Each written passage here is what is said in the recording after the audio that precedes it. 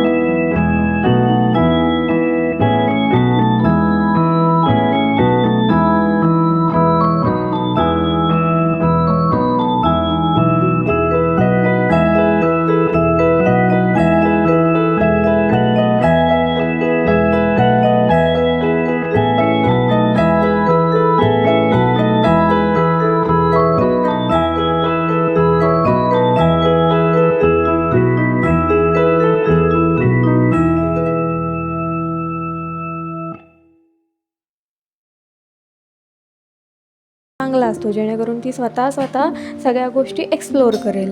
So मी ते पण एक करते. ही जी ॲक्टिव्हिटी मी तुम्हाला दाखवलेली आहे की कप स्टॅक करणे किंवा ब्लॉक्स असतील तुमच्याकडे तर ब्लॉक्स उचलून एका ठिकाणाहून दुसऱ्या ठिकाणी टाकणे, ते एकमेकांवरती मांडणे, ही जी ॲक्टिव्हिटी आहे या ॲक्टिव्हिटीमुळे बाळाची हँड आणि आय कोऑर्डिनेशन डेव्हलप होते. प्रॉब्लेम सॉल्विंग स्किल असतात त्यासुद्धा इम्प्रूव्ह होतात. सो कधी बाळ पडतं, चुकतं, पण त्यातूनच ते शिकतं. कधी त्याला तर सवय नाही आहे सगळं करण्याची. आपण जे शिकवतो त्यातूनच ते शिकणार आहे, आपण जे करणार त्यातूनच ते बघून शिकणार आहे. सो ही एक ॲक्टिव्हिटी पण खूप महत्त्वाची आहे. आणि श्रीषा तर ही ॲक्टिव्हिटी खूप एन्जॉय करते, म्हणजे ती स्वतःहूनच करायला बघते.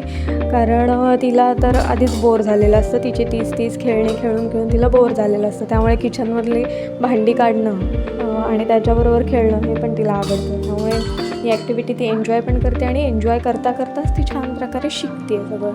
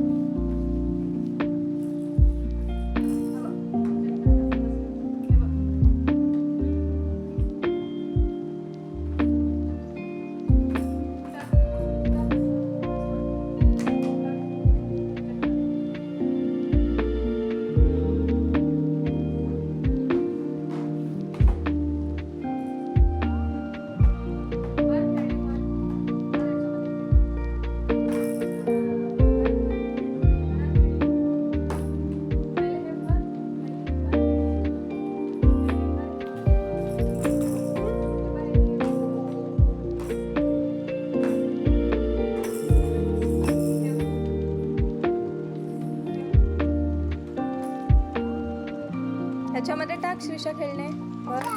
हा भरा खेळणे भरा. ये भरा भर सगळी खेळणी भर श्रीषा.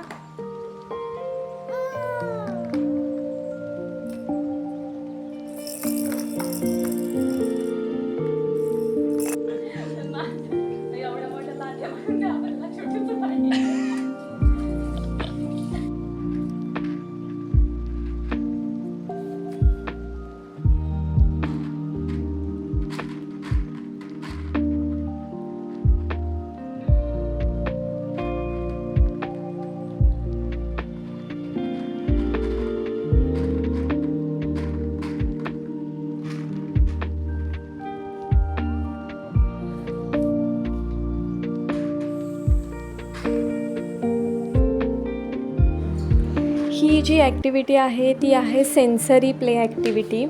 म्हणजे मी तिच्याकडे काहीही देते, म्हणजे घरातलं जे पण असेल काही ती ज्याच्यामध्ये सेफ आहे अशा गोष्टी मी तिला देते, जेणेकरून ती वेगवेगळ्या टेक्स्चरला टच करते तेव्हा तिचं ब्रेन कनेक्शन्स मजबूत होतात. सो त्यामुळे फोकस, क्युरियासिटी आणि हँड कंट्रोल इम्प्रूव्ह होतो.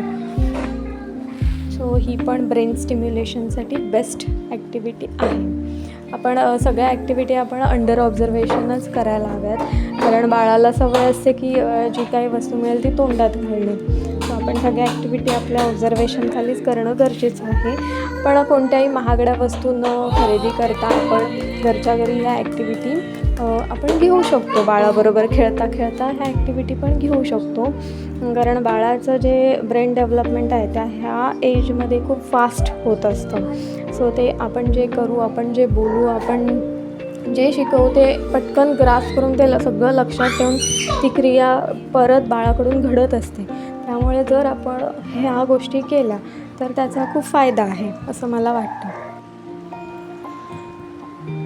त्याचबरोबर मी श्रीषाबरोबर सतत बोलत राहते. म्हणजे नॉर्मल कॉन्व्हर्सेशन जरी आपण केलं तरी बाळाची स्पीच आणि इमोशनल डेव्हलपमेंट इम्प्रूव्ह होते. सो आपण काही बाळाबरोबर बोलत राहायचं, ही एक ॲक्टिव्हिटी आहे.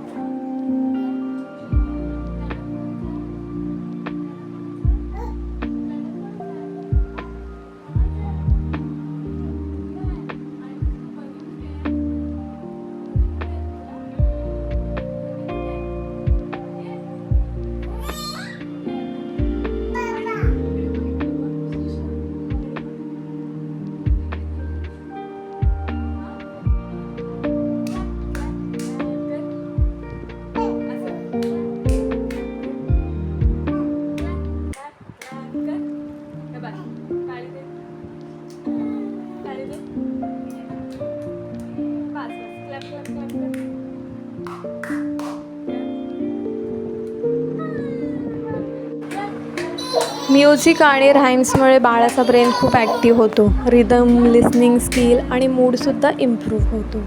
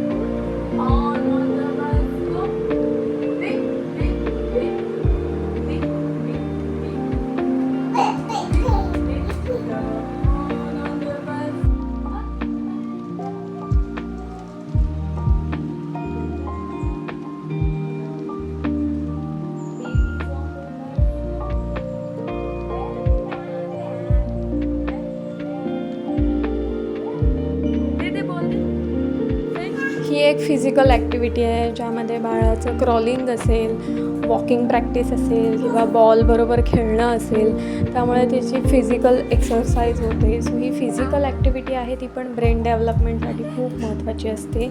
जेव्हा बाळ चालायला, रांगायला शिकतं तेव्हा त्याचा कॉन्फिडन्स आणि ब्रेन कोऑर्डिनेशन वाढतं. सो ही ॲक्टिव्हिटी पण खूप महत्त्वाची आहे. श्रीशा लागेल ते नको. इकडे बॉल थ्रो कर.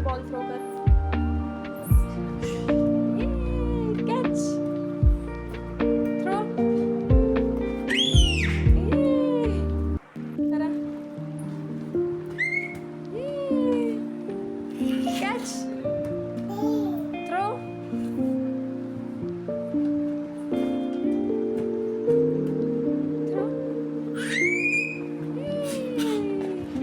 कॅच थ्रो कर. कॅच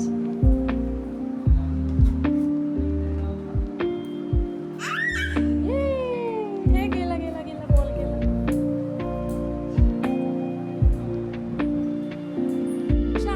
अप डाऊन कर. डाऊन. तुझे नोज कुठे? नोज कुठे श्रीशा?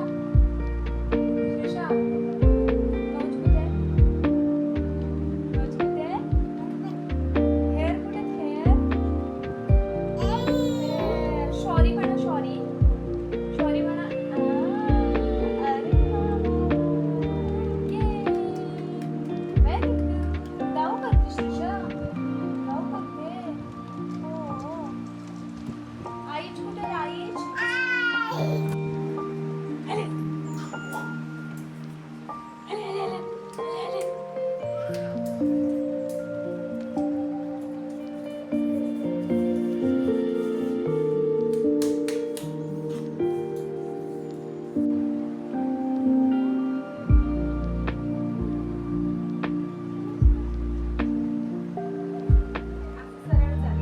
सरळ इकडे.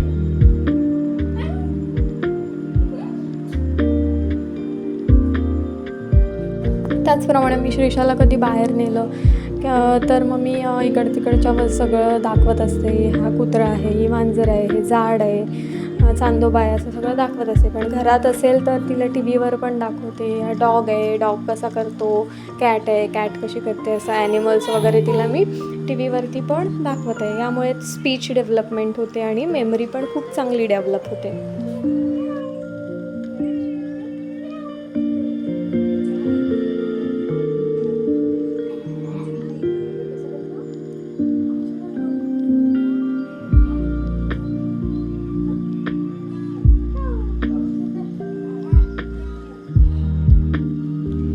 मेंदू विकासासाठी महाग खेळणी गरजेची नसतात माझ्या मते. आईचा वेळ, प्रेम आणि रोजच्या छोट्या ॲक्टिव्हिटीज पण खूप इम्पॉर्टंट असतात. जर हा व्हिडिओ हेल्पफुल वाटला असेल तर प्लीज लाईक, शेअर आणि द श्रीशावेला सबस्क्राईब करा. पुन्हा भेटूया नवीन एका अशाच इम्पॉर्टंट आणि हेल्पफुल व्हिडिओमध्ये. तोपर्यंत